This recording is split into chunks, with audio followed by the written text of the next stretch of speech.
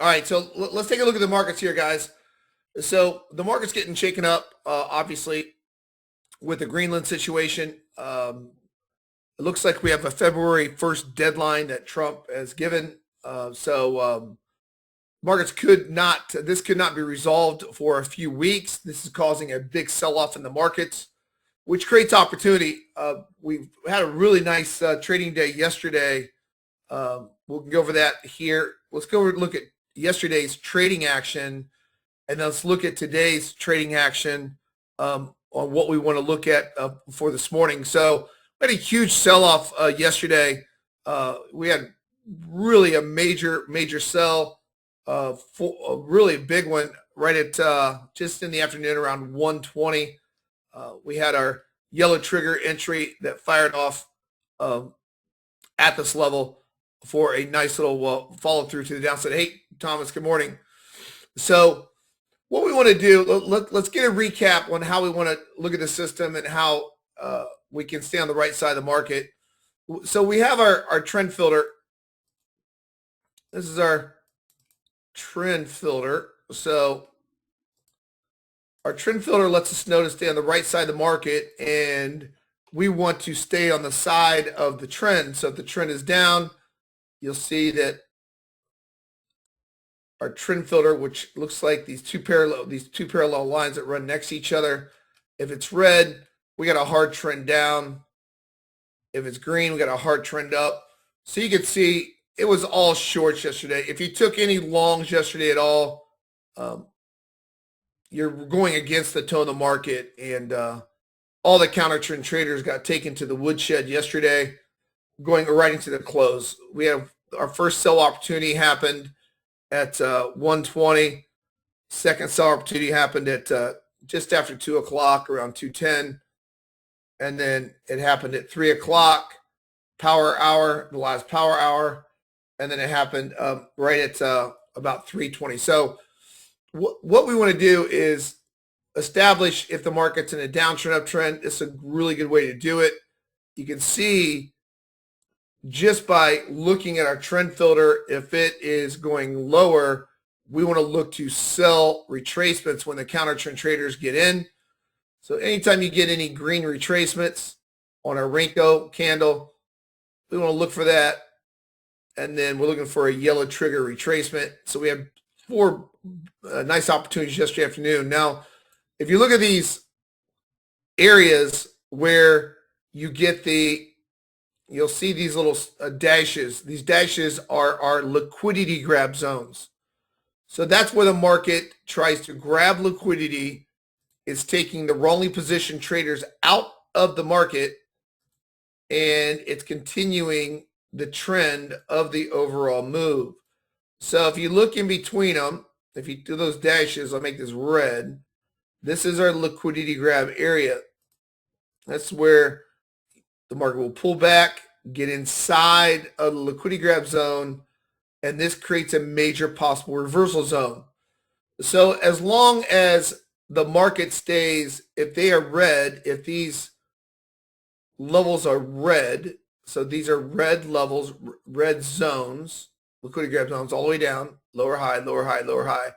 As long as it doesn't close outside above, so if you're in a downtrend, let's say if the trend filter is down, and these liquidity grab zones keep printing lower highs, lower high, lower high. Anytime you reach that zone and you get a yellow trigger entry, you have what's called confluence. You're looking for the market to continue to the downside. I mean, this move was 62.5 on the first move, all the way down to 36.25. So these are nice pronounced moves.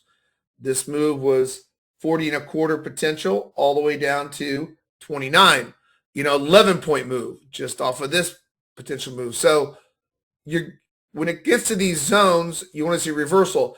As long as we don't close out above these zones, if it's in a downtrend, then what you're looking for is you are looking for a continuation. This is the sort of the line in the sand in the market, where the market is saying, hey, it's into the liquidity grab zone. You get a yellow trigger entry for a reversal. You're looking for a continuation to the downside. So that's pretty much primarily what they did yesterday. They just kept setting lower highs. You can see liquidity grab zones all set lower highs. We only had yellow trigger sells, and it was a shorters market all day yesterday. And this could continue. Basically what could happen with these markets, especially with the Greenland situation, with the February 1 deadline, these markets can continue to roll to the downside. So it could be a shorter's market until they come to resolution, which we all know they will come to resolution. That's typically what happens in cases like this, where you get the fear, everybody's wants to go into a cash position because of the tariffs and about the February 1 deadline. So everybody's running for the hills. They're cashing out. That creates opportunities in the market. So that's yesterday. Well, if you go to today's trading, the same thing's happening. If you look, we came up to the liquidity grab zone and they grabbed liquidity. Traders got trapped again today, right there. Traders got trapped here again. Now they're getting trapped on this current candle at 8:30. So now they're getting trapped again on these liquidity grab zones, and you're getting the market rolling over once again. All right, so you can see that these are the levels that you want to trade, because these are the levels where the rolling position traders are getting trapped. This is where traders are getting caught. They're getting caught on these reversals, these counter reversals, and all the market's doing is they're pushing up into these liquidity grab zones, and then they're continuing it to the downside and so on. Now, the last video we did last week, hey Steve, good morning. The last video we did last week, there's a way you can capture these after even this market rolls over. So let's take a look at this. Let's take a look at, we can go yesterday where there's more activity, and we'll go into today. So let's just take a look at this 211 sell. So the chart I show in the room is a 1/135 Uni Renko. So this is a Uni Renko that you can download. It's a free Uni Renko that you can download off NinjaTrader. So I show in the room as a 1/135. We have our algorithm on with the Renko of 1/135. So if you were to trade just off the 1/135, getting in these liquidity grab zones, and you were to only take the yellow entry candles, then your stop is going to be above wherever that candle is. So if you do the micros, it's not bad, because the micros are 1/10 of the big contract. But if you trade 6 contracts or 4 contracts on the big contract, you could take some heat on this candle as it tries to move around, because it's a larger candle, and get to its target. So there's a way to do it after you get the 1/135 entry. You can look for a pullback when they're trying to grab more liquidity off a smaller Renko chart. So let's just go one size lower. Let's go one size lower on the Renko candle. And I'm going to go to a 1/125 after a 1/135 entry. And I'm going to show you what I'm talking about, how you can use lower Renko sizes to enter. And you go all the way down. Traders can go down to a 1/16. Some traders do. But you just don't want to go too low. But I'll show you just how you can use lower Renko sizes after an original rollover at the liquidity grab zone. You can wait for a larger Renko size to pull in and get into a smaller Renko size to lower your stop, and still look for continuation, because it should still be setting lower highs and when the market's going down, or higher lows when the market's going up. So if I take a look at the markets, and we can look at each one of these that occurred, but just take this one specifically at 1411.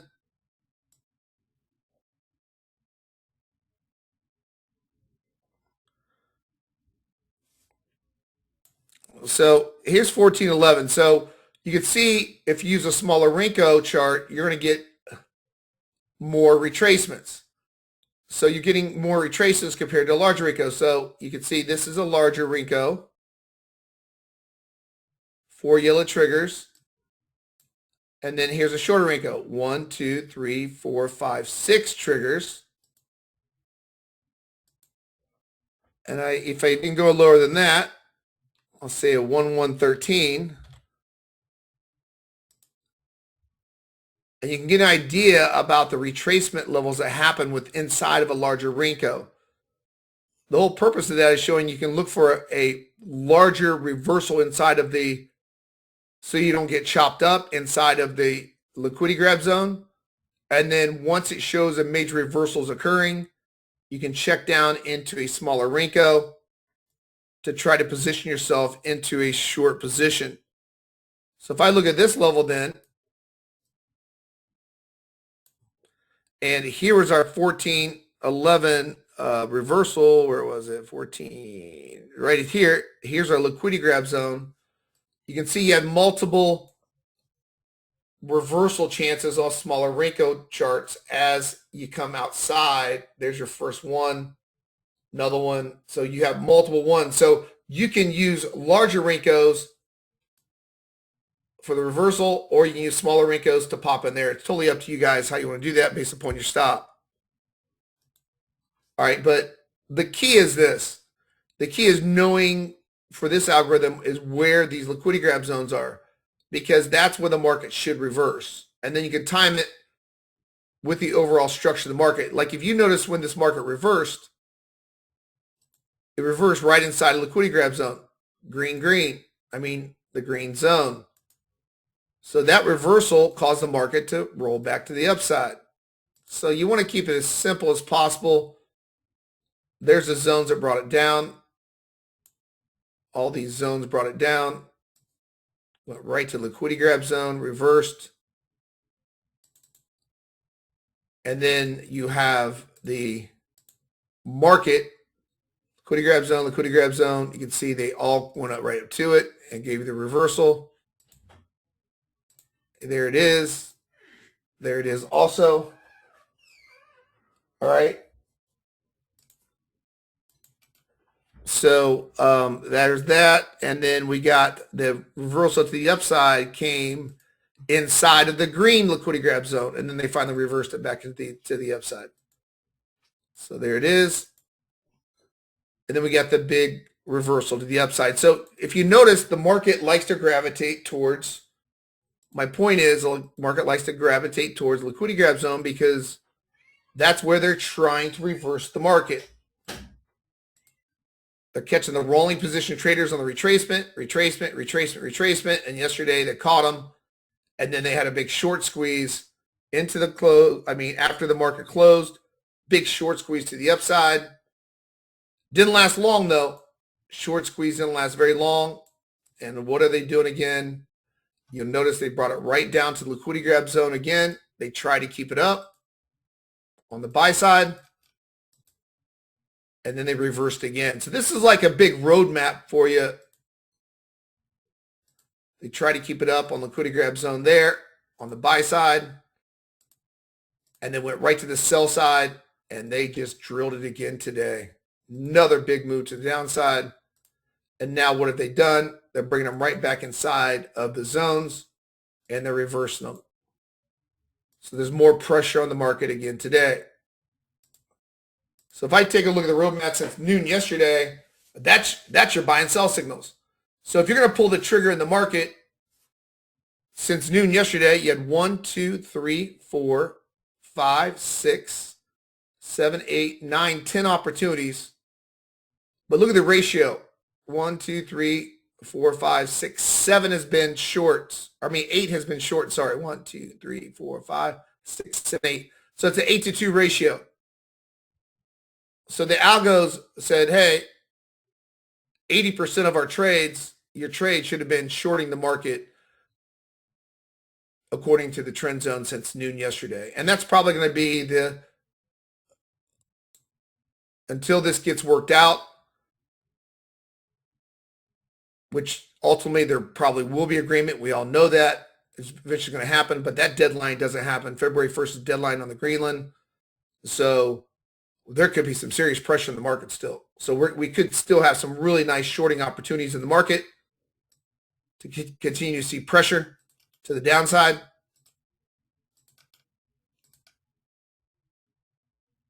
which is going to create some nice opportunities for us. All right. But once a resolution happens, there's going to be big short covering, and this market could recover, which eventually I think it won't get resolved until a couple weeks. Going into early February, I think there'll be a resolution then, and you'll see this market really get cranked to the upside from short covering. So, but until then, we are in a seller's market right now. A good way to judge that, so that's your entry chart, but a good way to judge it is look at market profile. So market profile tells us if we're in a balanced or imbalanced market, if we're outside of high value and low value area, which we are again today, if we get below the price profile here at 13.5, it looks like they're going to try to crank this market lower again today. Here. We're already below low value area, so we're in an imbalanced stage already. Remember, when you are inside a market profile, the market is balanced. In a balanced market, there's no really hard trend. You get outside a low value area or high value area, the market becomes imbalanced. And once it becomes imbalanced, what's it going to try to do is going to try to find the next fair value area. So it's going to look at the previous market profile levels, and it's going to try to find the next balance area that's below us. So you can see that we've just been setting lower highs. It keeps breaking below, broke below market profile yesterday and just got really drilled to the downside. Now we are once again going to the downside this morning as far as market profile goes. So if you want to see exactly where the targets would be on a profile, let's say that the market's been in a new territory, which it has been. If you notice, we haven't been in this territory for a while. What you can do is let's duplicate the profile chart. Let's go back to a 120-minute chart. I can see where the fair value levels are, where the market's going to try to gravitate towards.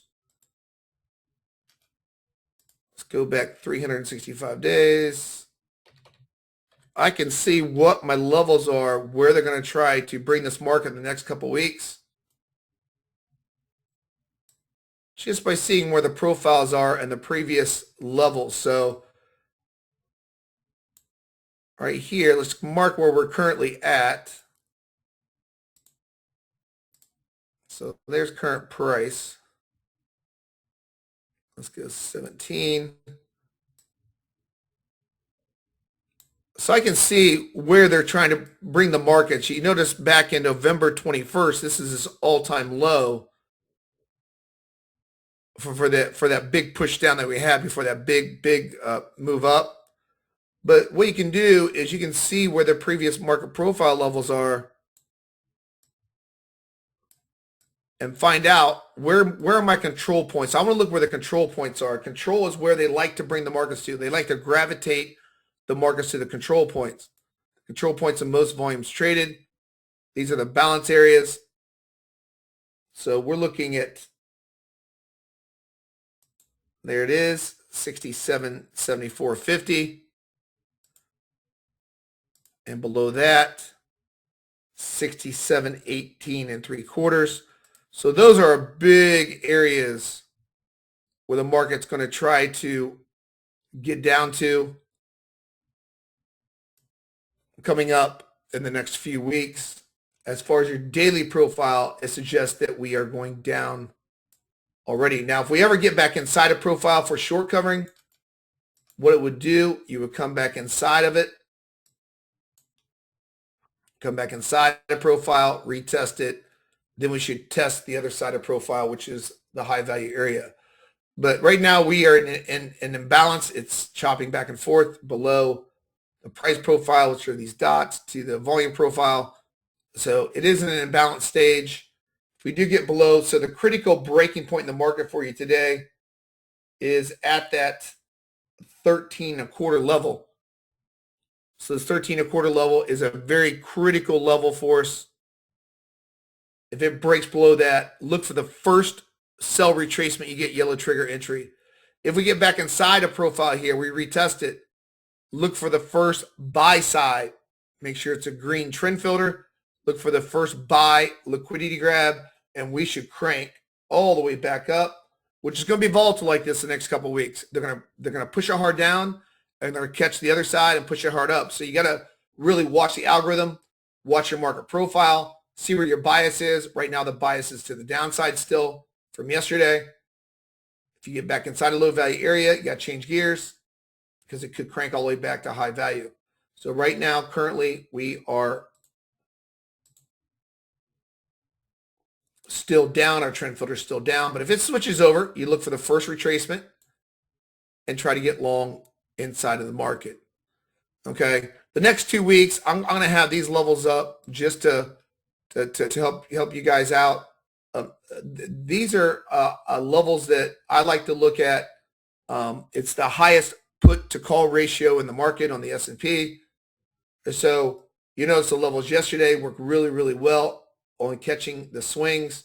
It just tells me if I get back inside of 35 and retest 35, I should come back up to 84 3/4.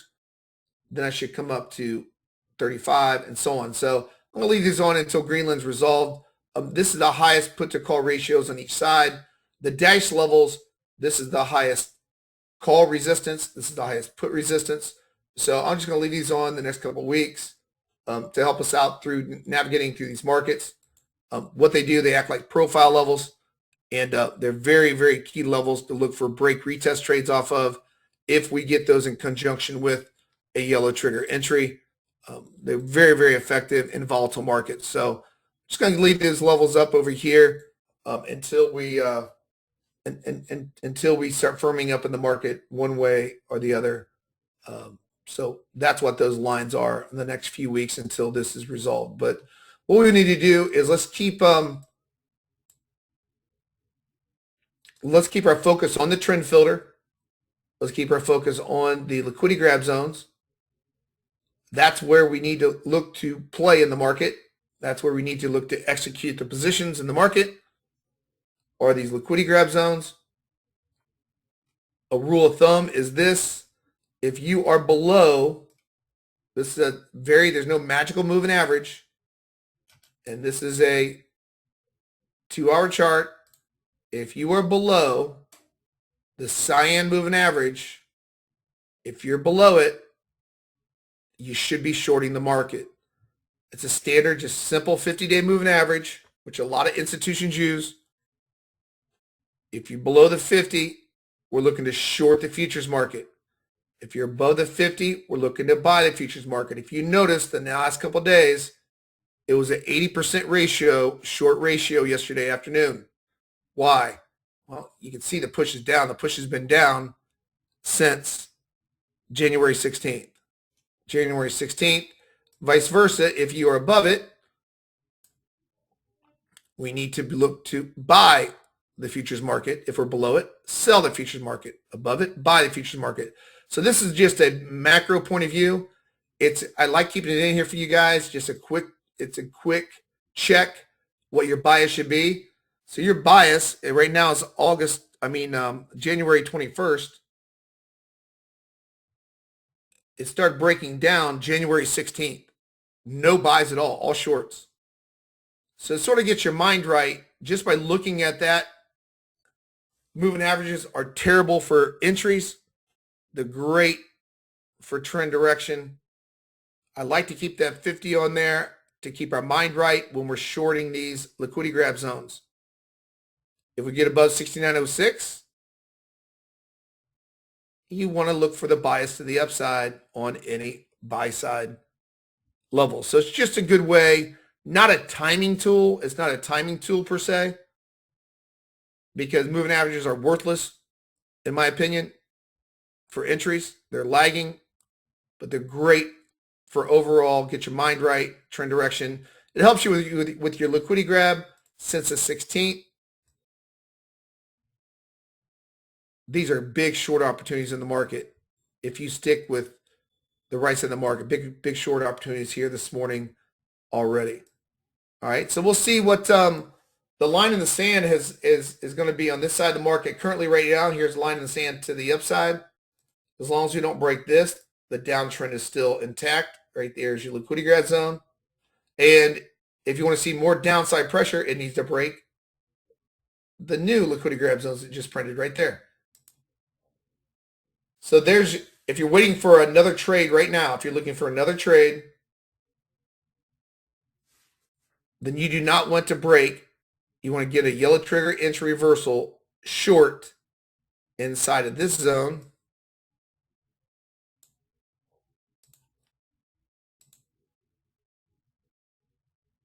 And here's your buy zone. It just bounced off it, landed right on top of it. There's your liquidity grab buy zone. So you see what they're doing. They're bringing in between the buy and sell liquidity grab zones again. But you can see that's the line in the sand. Just moved up to this level, and there's a line of sand. So as long as we stay below this level, the entry levels are still lower. If I break below the low, this level of 07.25, this market could really get cranked to the downside. Actually moved up to 68.10 now. So you want to view these levels. That's how I like to do it. As the market ticks along during the day, you want to know your critical level points. If it gets above 35.5, I'm thinking retest long immediately. If I get below 68.10, I'm thinking retest short immediately. So you want to see where your balance points are. Your balance points where they like to grab liquidity. And that's where it's at. These are called line in the sand levels. All I'm doing is I'm looking at the top of the liquidity grab and the below the liquidity grab levels. There's your top. Here's your support. Any violation of those levels, then you have to think another trade's coming up. All right. Any violation of those levels, you have to think another trade is possibly coming up, because this will weaken the market even more to the downside, and this will strengthen the market to the upside. So you don't want to get caught when the market's doing short covering. That this close above here, you'll see the green, the trend filter turn green. Take that first retracement, look for a long. All right, so that's the game plan today. You just, in this type of environment that we're in right now, you just want to make sure that you stick with the trend filter, let it do its work. Like I said, it's going to be very volatile next couple of weeks, but it's going to create major opportunity. Major opportunity in the market. You're seeing these short levels that happened this morning already again. We're back inside of the liquidity grab zone again.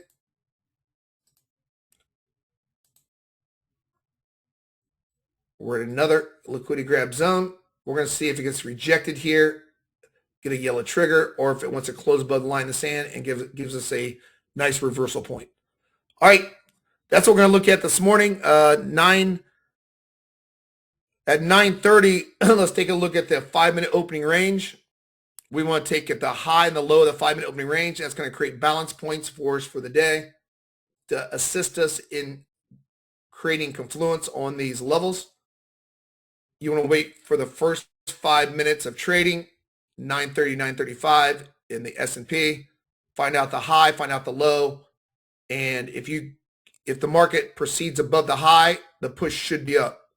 We should look for liquidity grabs on longs. If the 5-minute opening range is down after the first 5 minutes, then we want to look for liquidity grab shorts inside these zones. In other words, at 9:30, let's say that